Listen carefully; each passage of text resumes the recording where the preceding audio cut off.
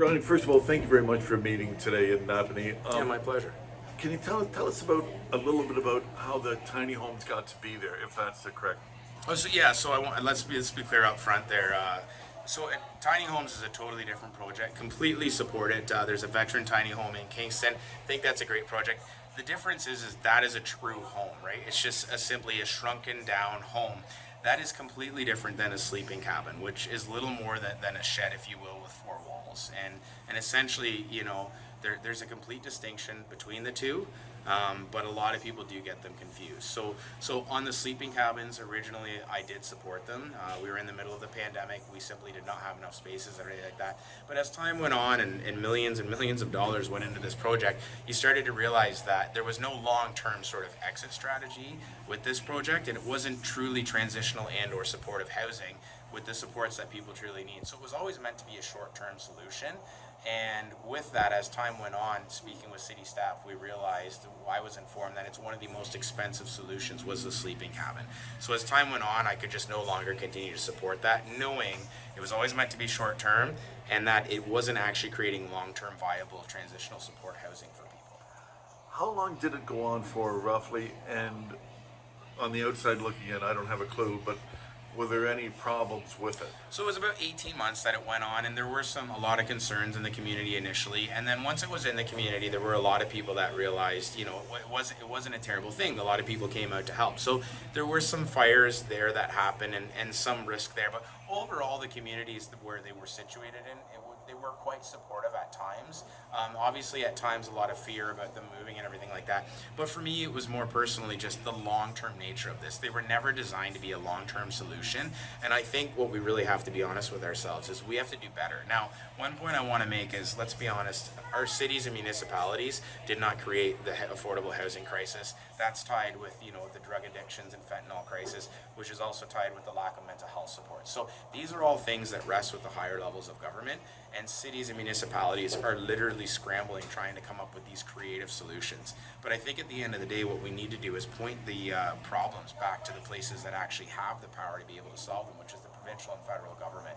Because we really only have one source of income, and that's basically, through taxing, city taxes, and we don't have the same amount of money that the larger governments do. So provincially and federally, they're going to have to figure this out. There needs to be a national housing strategy. I know there's been a lot of talk about it, but it needs to be basically not tomorrow, not 10 years from now. It needs to be building more houses now. Were the sleeping cabins run by the city? So it was actually but the sleeping cabins were supported by the city in some facets, but it was actually run by a more independent group that are Livable Solutions that came up with kind of the concept and sort of ran it that way. So it was supported by the city, but not run by the city. Do you know how much, a year, it costs the city? I'm not exactly sure on the city side. I know that all the dollars in, I heard like 1.5 million over around 18 months. There were some donations and stuff like that came in, but and there was about 17 people that were in there. But a larger concern that a lot of people raised was how many people were actually transitioning out of it, right? Which it didn't seem to be like it was actually creating that transition to long-term affordable housing. And so a lot of us, that I spoke with, our concern was that money needs to be going into those long-term positions. And that's I wanted to raise that. So it was meant to be transition, but it never really was?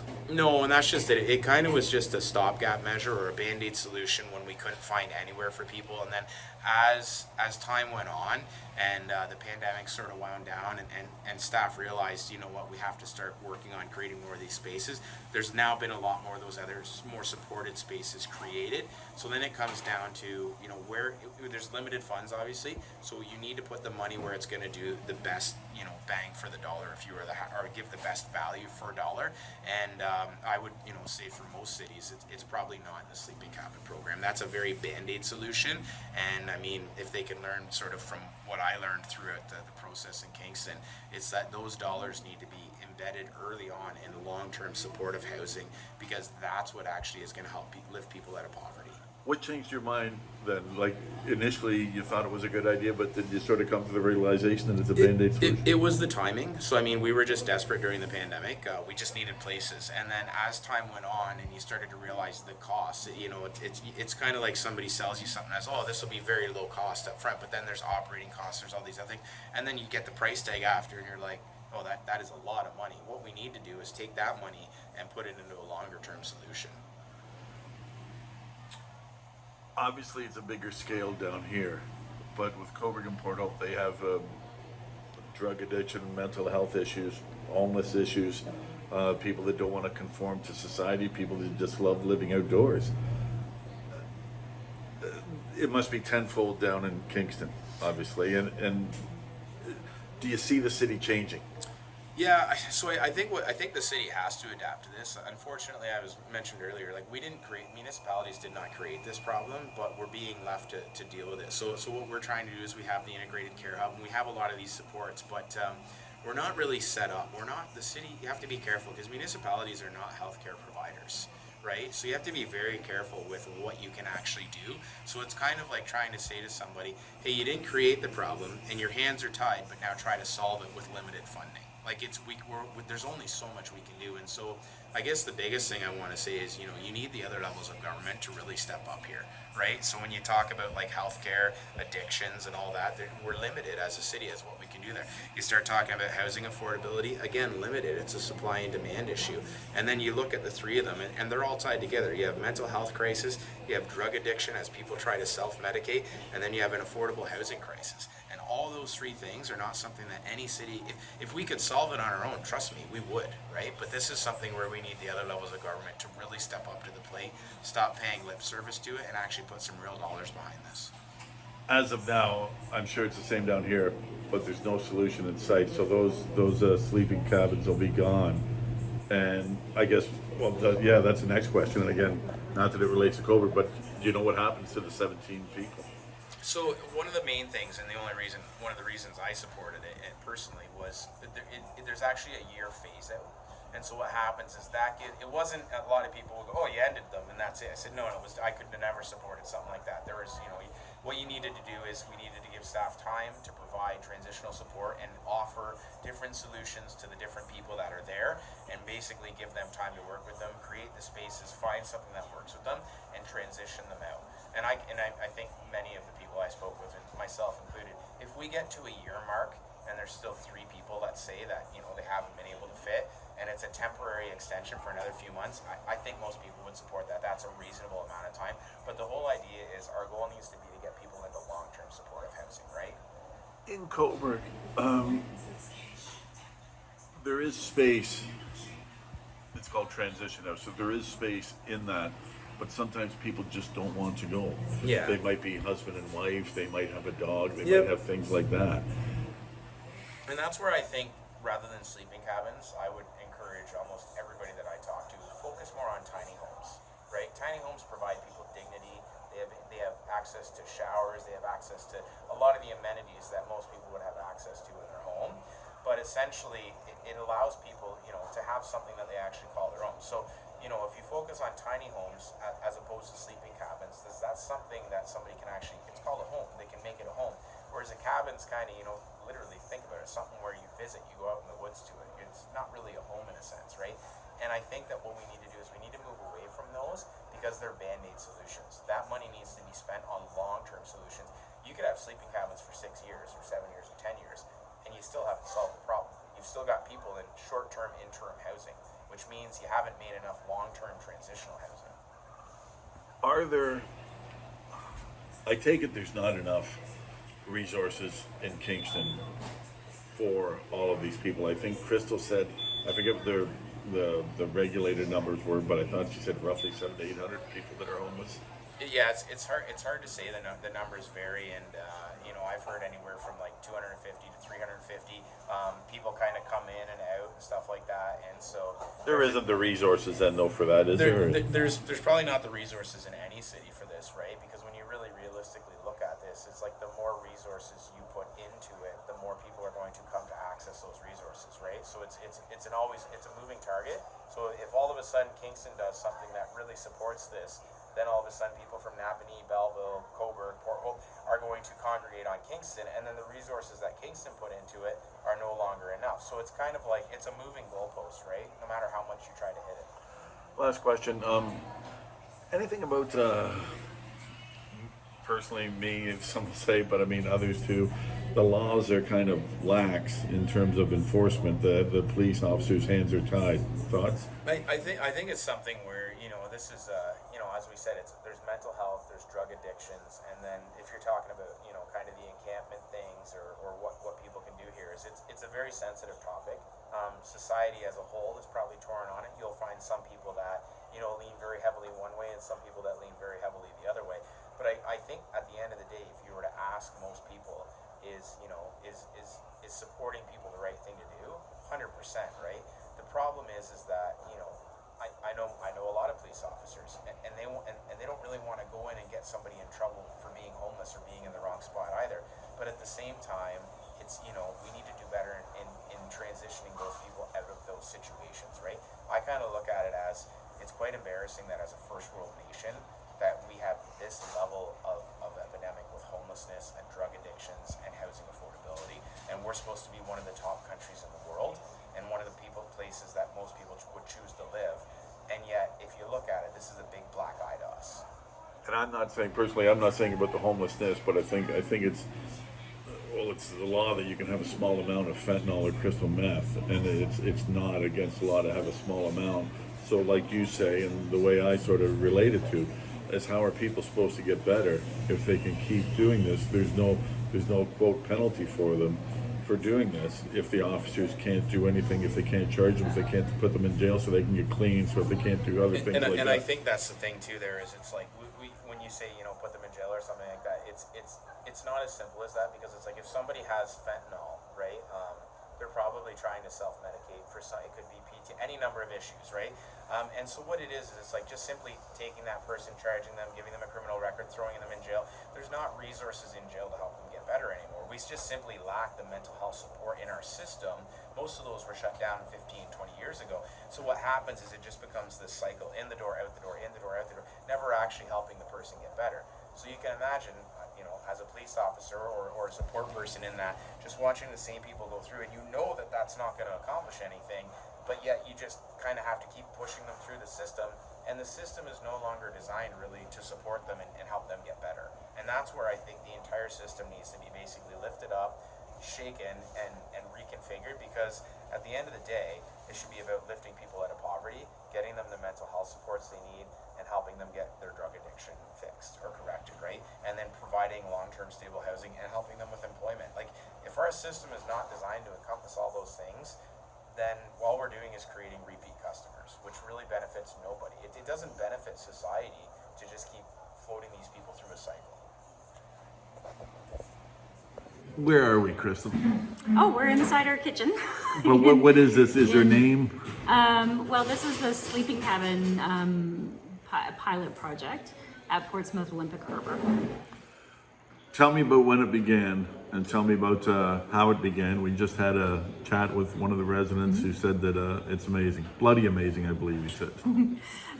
So we opened our doors to our first resident January 17, 2022. So we've been running for about 18 months. It all started because of an encampment. I went down to an encampment to see what I could do to help. It was a COVID response encampment. Talked to them and got their ideas and asked them what home looked like. I didn't tell them where they should go. I said what would be ideal, because they all clearly said they didn't want to live in a parking lot and they didn't want to live in a tent. So I said, okay, what would be ideal? What would work for you?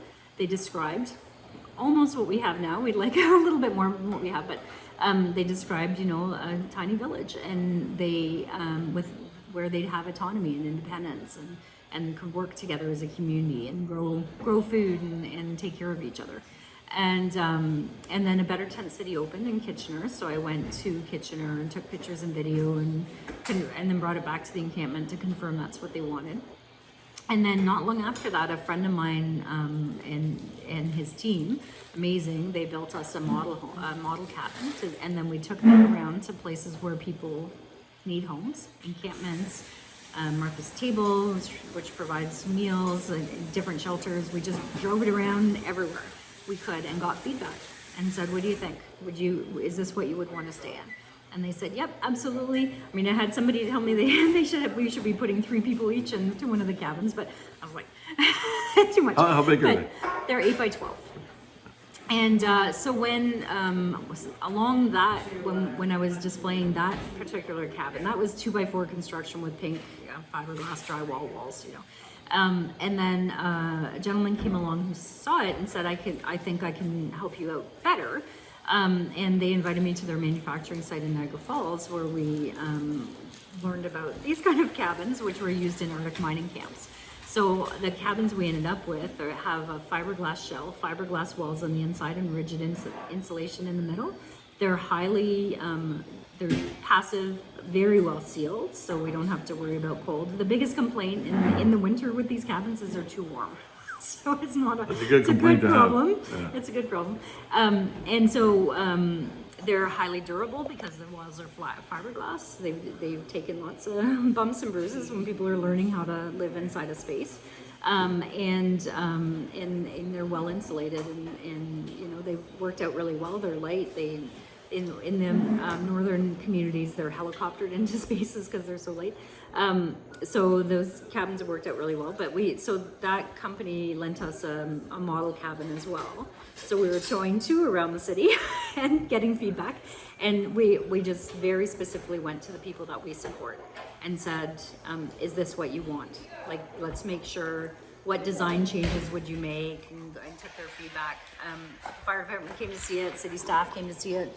And then we went to council a couple times. And then in November of 2021, council approved trying. Because none of us knew if it would work, but we were trusting the people that needed support and listening to them. And I don't want to take too much of your time, but I mean, how many cabins out there? There are 17 right now. Can you tell and again, I know there's many numbers to this scenario, but I mean, tell me the basic numbers, who pays for what, things like that. Oh, so our budget right now, it's changed a little bit. Last year, our budget was, or our total expenses were something like $220,000. This year, it's $336 people say from the city, but it's actually provincial money. The Housing Accelerator Fund is funding us through the city of Kingston. So the money goes to the city, and then the city gets us funding. And is that for these, or is there others somewhere else? That's our operating cost. Okay. Yeah, the initial 10 were purchased by donations, so there was $250,000 of donations that were given to the program and to the city. So that covered the first 10, and then where the money came from for the next ones, I'm not sure. the city's the one that owns them and pays for them. How many people are homeless in Kingston? The by names list, which is the official count of people who don't have homes, is 531. I checked it today. And that means there are probably closer to 800 or 900 people, because the by names list isn't accurate at all. How do you decide which ones? It's really hard. It's really, really hard. Our first 10, we chose people who are advocates for their community, who were outspoken, who did not function well in traditional shelters. So we felt if we had 10 people and also people who were recluse, who were by themselves and wouldn't go to traditional shelters. So we felt if we could keep the first 10 happy and develop a program with them that they enjoyed and were comfortable in, then the rest of the people it would work out for. How many working, how many not working? Right now we have 2 working full-time hours, not necessarily 9-to-5, but full-time jobs. And outside of here, one of our alumni gets casual work as well. So how many? There's 2 working while they're living right here. 2 of our residents make money off of collecting cans and bottles, and then there's a couple others that do ad hoc jobs, like construction-related, cleanup-related jobs. You were saying that you have to move every 6 months? Yeah. Tell us about that. Yeah. So we're at a sailing marina in the winter, and it's a great setup. We really like it a lot. However, in the summer, Cork is a phenomenal organization in Kingston. They need the space to be able to run their regattas, and if you can picture hundreds of kids all over the site with dinghies and sailboats, and so we would be in their way, and we don't want to be in Cork's way at all. They're a phenomenal organization that I used to volunteer with. So in the summer, we move up to a hockey arena that's underused in the summer. And at the hockey arena last year, we had great collaboration with a community garden, with Loving Spoonful, which is a community food growing up nonprofit, and a cafe for people with developmental disabilities. We're all in the same kind of space and area, and we got along great. It was a great setup. Well, talk a little bit about how at first the yachters weren't the keenest. Sure. Our first year, like when our project was first announced, we were as surprised as everybody else because we didn't even know we were going ahead with the project. A friend of mine heard the mayor on the radio announcing it, and they hadn't even told us yet that we were getting the project. And so, rightly so, it was a big surprise to the community. There hadn't been community engagement or info sessions, so we immediately held an info session right here at the site. And then spent some more time educating people. And the boaters at the time demanded fencing go up around the boats. I understand. I'm a sailor. I have a small shark. I understand. My boat has been vandalized at Portsmouth Olympic Harbor, and I moved it to another location because of that. And so the city put up fencing around the boats the first year. This is our third time being at Portsmouth Olympic Harbor now, and the second time we were coming here, the boaters said, don't bother. You don't need the fencing because we know they're protecting them. So we patrol the boats and we keep an eye on them. We do our best to, it's not our job, but we know we'll get blamed, so we do it. And we chase away people. Last year, somebody was trying to live on a boat that wasn't there, so we called the cops and cleaned up after them, and then we just make sure that people are aware we're around so we can deter them from trying to access the boats. So the boaters have given us feedback that they've had less vandalism, less theft when we're here. This is the first time I've seen it, so forgive me if this question is off. Can you describe what type of people are here?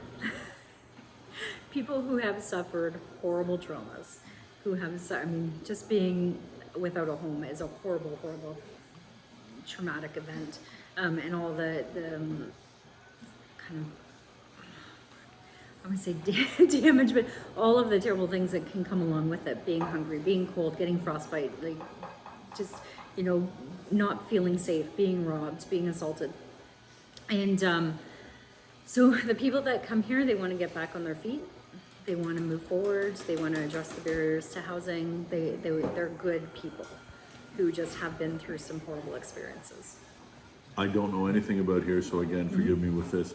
In Coburg, they have some have mental health issues, some have are addicts, and the resources aren't there.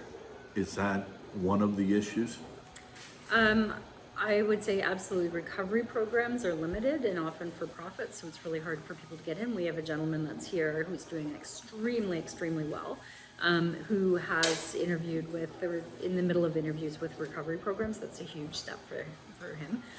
But it is extremely difficult to get into recovery programs. The wait lists are long. We need more of them. We need more mental health supports. We need more substance use supports. But I guarantee you, if I didn't have a home, I would be using substances too. It's a horrific experience to go through, and to get through it, they need to find ways. Some people drink, think of house people. Some people drink. So there's lots of house people who use hard drugs, prescriptions. People find ways to kind of get through life, and that's all somebody's doing who's using substances, is trying to get through life and get through a horrific experience. But what we find is once they're safe, once they feel secure and they trust, it takes a long time to build trust with people who've been chronically unhoused. Once they feel comfortable in their space and in their own bed and with their own home, that stuff goes away. We see a drastic reduction in any kind of substance use. We see people trying to do better. We see people doing the work to get back on their feet and having hope and feeling like they have purpose. And a lot of the purpose comes from being in a community, because we've got a community set up where people share, and the people in the background right now, they're making dinner for everybody else. They're not staff, but they're making dinner as residents, helping each other out, right? And we see that a lot. They start once they don't have to worry about that survival stuff. They can get up in the day and take care of each other and take care of each other's needs. And you'll see it all the time. Somebody will say, "Oh, hey, we've got this artist in town or in a cabin who just doesn't go very far because he's got mobility challenges and he's older, but he's a prolific artist." People will bring him art supplies. Like residents will find stuff for him and say, "Oh, somebody put this in donations and I thought of you and here you go. Will this help you?" We see that all the time in this community. So there's how many here again? Sorry, forgive me. 17. And 17 cabins. Yeah. The news this week wasn't good. No. To put it mildly. Yeah. If there are, so is it no more funding, or they're shutting it down, or is part A, part B? Oh, sorry. Oh, Sorry. So what they've said officially, we don't know what the official plan is because we haven't talked to the city yet. We were completely blindsided by this decision. So next Wednesday we'll find out what their intentions are. What the mayor said on a radio station this week was their intention was to not have anybody go to the streets and to wind this down over time until they can find places for people to live. I guarantee you, if there was places for people to live, they would be there. We have people who are ready to move on to self-contained units and have the bigger responsibilities of taking care of an apartment, who've done a great job taking care of themselves here. And there's no housing to be had. Not stuff that's livable. Like there's a person that used to be in our cabins, and she's taken a long journey, but eventually ended up in a different program. And I spoke with them yesterday, and they said in that program they were given the choice. They were given the choice between a tent or a room in a place that I wouldn't ever consider. The room is smaller than our cabins. The room doesn't have a bathroom. It's a room. They can't cook their food. There's no kitchen at all. There's no sense of community. Nobody's cleaning the bathrooms. So they've invited me in to come take some pictures because they're pretty appalled where they ended up. We won't house people in places like that. We work with them to figure out what's best for them so that they can be successful. Putting somebody apparently housing somebody in a place like that, you're just going to have them back on the streets. It's a waste of everybody's time to do that. if I could snap my fingers, what's the solution? We need a permanent location. We need somebody to step up and provide the land. So the cabins are okay, but just land is what you need. The cabins are great. We get a lot of, like, our counselor Bowen, one of our counselors, if you saw the counseling, his words were so hurtful to the people that we support. They were at council in person. Our residents were watching from here, our staff were watching from here. And when they heard his hurtful words equating this to dog houses, like that, that was unreal. That was unreal. That's it.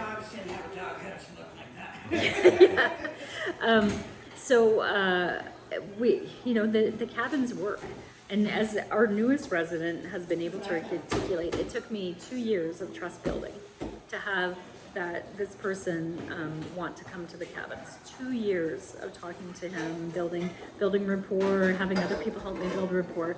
And then last week, before the council vote, he contacted somebody to contact me to have me come in and talk to him. And when I came and talked to him, he asked for a cabin. That was a huge step. He was previously sleeping on a piece of ground with a shredded plastic above. Not even a tent. No heater. He didn't have a heater. He didn't have a tent. And last night he came in and slept in a bed for the first time in years. And is extremely thankful for the space that we're providing him, but he's able to articulate why this works.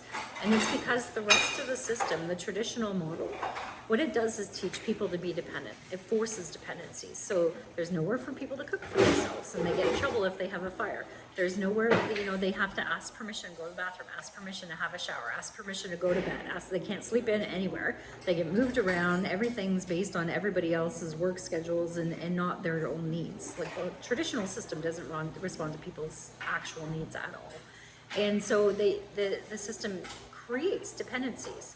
So how do you successfully move somebody to housing when they've learned how to expect handouts, if they've been participating in the traditional system. So they're expecting people to provide their meals. Somebody's choosing what they're going to eat. They don't get any choice in what they eat, right? Somebody's choosing when they can go to bed. Somebody's choosing when they get up in the morning. Somebody's choosing whether they get coffee when they get up in the morning, whether they get access to showers. There's a number of shelters in Kingston that don't even have showers, don't even have hot water. I'm not sure how they're allowed to be. So how can they be independent if Yeah. they're being told every minute what to do, when to do? Right? And then you expect them to go into an apartment and be successful. Like, it takes time to work that out. So here we try to operate as close as possible to what would be like if they're in their own apartment. So they cook their own meals, manage their own food. They each have bar fridges in their cabins. They have to do their dishes. They have to do their own laundry. You know, their showering schedule. Their But everything's bathroom here, schedule. like everything's here for laundry, everything's here for that. Yeah. So there's laundry machines in a kitchen. Yeah. If they don't do it, are you here to, I'm not gonna say do it, but are you here to help, to sort of entice, to sort of? Yeah. So we have staff here 24/7 who are here to support. The staff absolutely are here for support, not for security or anything else. We don't need that kind of security. It just doesn't happen. Once people settle down and they feel safe, those behaviors go away. In Coburg, this may be, again, I'm just only going by Coburg, they have a thing called the warming room. And the last 2 nights ago, 2 security guards were overcome by fumes. Okay. They had to go to the hospital because they were doing drugs in the washroom and Right. all that stuff. Yep. And again, this is my first time here. I've been here roughly half an hour.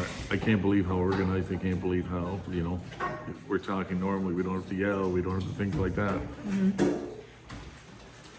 It might be even a dumb question to say, but how do you do it? How do we do it? That's what I mean, because then I'm insinuating that they're drugs here. So that's why I say forgive me. But I mean, Right. How do you So first of all, we treat people like adults. We expect adult behavior because you have to be over 25 to be here. This is an adult facility, so we treat them like adults and have the expectations of adults. We do not allow substance use in the common areas. We do not allow substance use outside around the cabins. We expect people, if they are going to use substances, to be safe. We follow a harm reduction model and a recovery practice. It's in our City of Kingston contract that absence is not required. It's also in our contract that we have to provide the harm reduction supplies and keep people safe. All of our staff are trained, and one of our staff is actually the trainer for Kingston, so it works out well. But all of our staff are trained to respond to an emergency if an emergency happens, and to be aware of behaviors and how that's linked to possible substance use. But what we see from the people that we know, because we get to know them before they come to the cabins. We know what they're like when they're out on the streets. We know who they're connected to, things like that. Like we spend the time to get to know the person before they ever come into the cabins. So we have a baseline of what they're like when they're struggling out on the streets. And what we find over time is people's substance use goes away. Like, not 100% all the time. People, recovery is difficult if you don't have the right supports. And in Kingston, we just do not have the right supports for addiction and mental health services. But to have a supportive environment where people feel like they're part of a family and they've made connections. We've had lots of families reconnect where people weren't like had disconnected because of not knowing what to do. So we've seen children on site, grandchildren on site, just like the tears all the time of families reconnecting. It's beautiful. But we definitely see over time is that people, because they have purpose and hope and feel safe, their substance use disappears over time. Last question. What's your background then? You wouldn't expect me to be here if you understood that. I'm a mathematician. I have a degree in mathematics from Queen's University, which makes me completely not qualified to be here. But also, I'm a project manager, which is, I have the skills to be able to pull off a project, which is how I can be here. But one of my family members experienced homelessness, and thankfully they are now in recovery. They are now safe. They now have a roof over their head. They're living independently, and they have jobs. So thankfully they're good. But I lived in terror for 3 years as a mom who was waiting for that phone call. And thankfully that phone call never came. So my experiences from that perspective of understanding how difficult it is to be without a home. When I first started kind of doing this work and talking to people. I didn't just open the cabins. I spent a lot of time having conversations to understand what they wanted. I just went down to an encampment and asked what I could do to help. The pandemic had just broke out. The communications from the city and in the media didn't make any sense to me at all based on what I knew from my family member.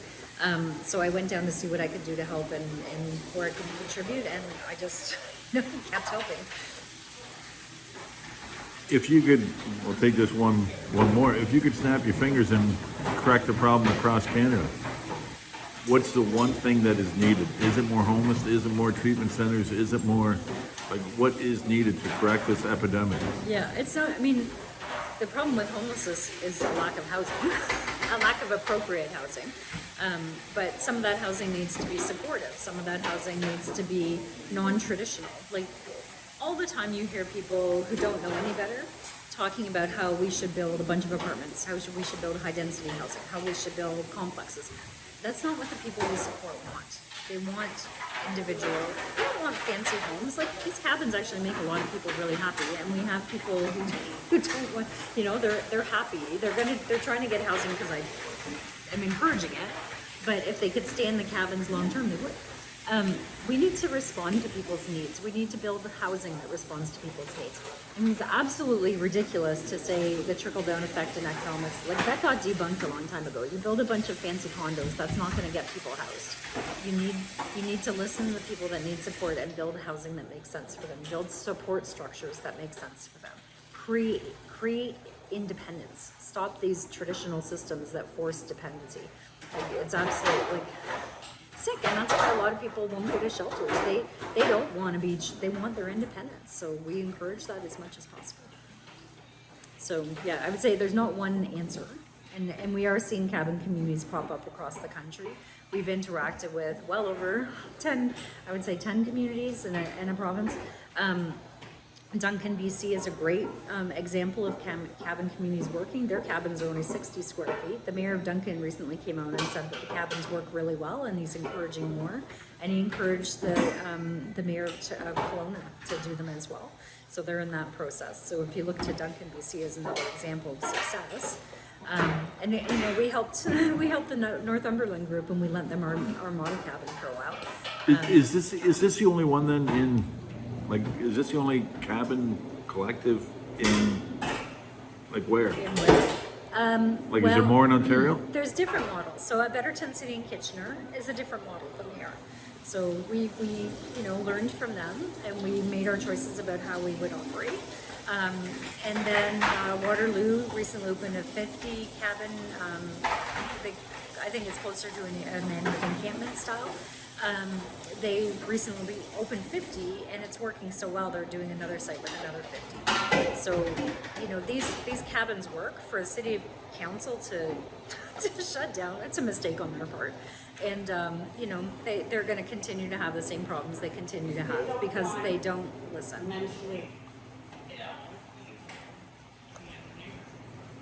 Talk about, so everybody here pays rent. Yeah, everybody pays rent here. Talk about that a little bit. So our residents pay depending on their income. If they have no income, which has happened in a number of cases with people we support, they pay zero. And then we work with them to develop incomes. We have a gentleman now who does canning and bottling to earn income. He doesn't want to be dependent on social incomes, so he gives me a cut of his bottling income as his rent. And then otherwise, it's shelter allowance if you're on Ontario Works or ODSP. And then if if your income's anything else like CPP or employment income, it's up to 30% of your income. I work with each resident on a budget and come up with what's reasonable for them to spend on rent. So it's so right it's now no it's more. anywhere from 0 to 556. 0 to 556 bucks a month. Depending on incomes. Yeah, but no more than 30%, I guess. No more than 30%. Yeah. You're a resident here for how long? How long you been a resident? I've been here, I was here at the start, and I left for a bit.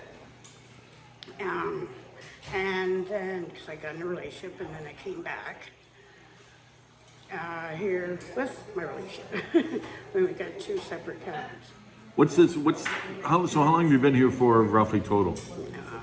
Just roughly, like. More than a year Okay, anyways. yeah. What's this done for you, Marcia? Well, I was able to get my ID. I didn't have no income or ID for a year and a half because every time I got ID, it gets stolen over and over again. So I'm like, is there any point? And because I had no ID, I was cut off welfare. Yeah, because I couldn't give them bank statements because I didn't have a bank card. And my bank thought I was frauding because I kept getting bank cards all the time. So I tried to fight it, tried to go back and forth, tried to get an income, and finally I'm like, oh well, I don't care. So how did you end up here then? I met at one of the shelters I was at. Crystal happened to be there, and we got talking, went for a walk, and I helped her out, and she helped me out since then. So 3 years ago. How's it made your life better? Well, I was living in the woods.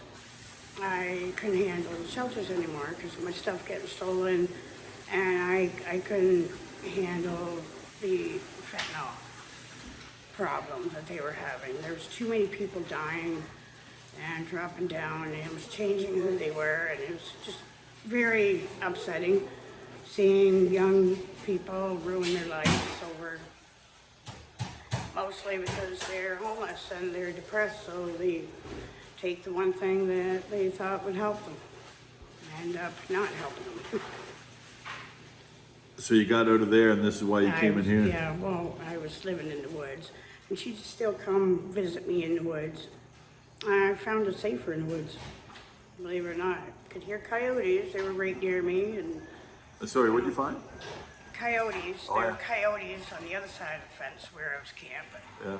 I'd hear them every night, saw a wolf a couple times, and bobcats. Is this, and again, half an hour I've been here, is this a family? Yeah, we're pretty much like, we're all different ages, from early 30s to, I believe, 70s. And we all coexist, we all help each other out, we're all friendly to each other and talk to each other. Like, we're all totally different personalities. Yeah, at times people butt heads, but I mean, most of the time it's usually quite friendly. And For the most part, didn't know the others that are here for the most part before this? some of them I knew from the other shelters or from the woods. Actually, I think most of them I did know, but there's a few didn't know. And I couldn't believe I thought I pretty much knew everybody homeless, but I couldn't believe there's a lot more out there than you realize. If a town or municipality is thinking about having this or deciding on having this in their municipality, why should they or why shouldn't they have it? Well, something like this, okay, there's no discrimination on the race or the sex. Like all the other ones, you gotta be a certain race or you gotta be a certain, sex, like male, female, or really they don't have anything for, if you're transgender, there's really nothing.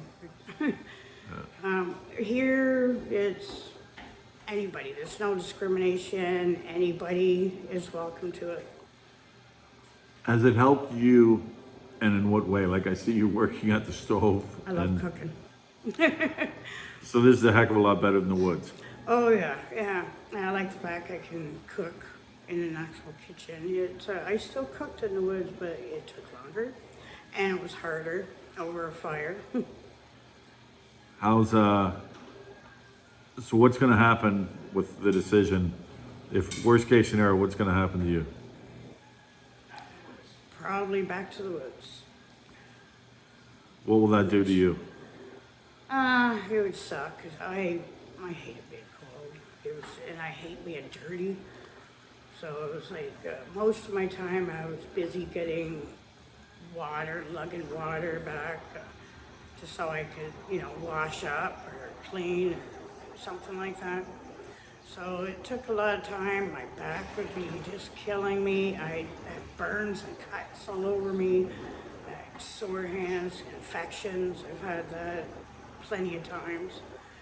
And even the elderly here, like there's some of them, they won't make it at the shelters. They will be robbed like crazy, people knowing they can take advantage of them. And if they go to the woods, they wouldn't make it. They wouldn't survive. Can I ask your age? I'm 46. Thank you.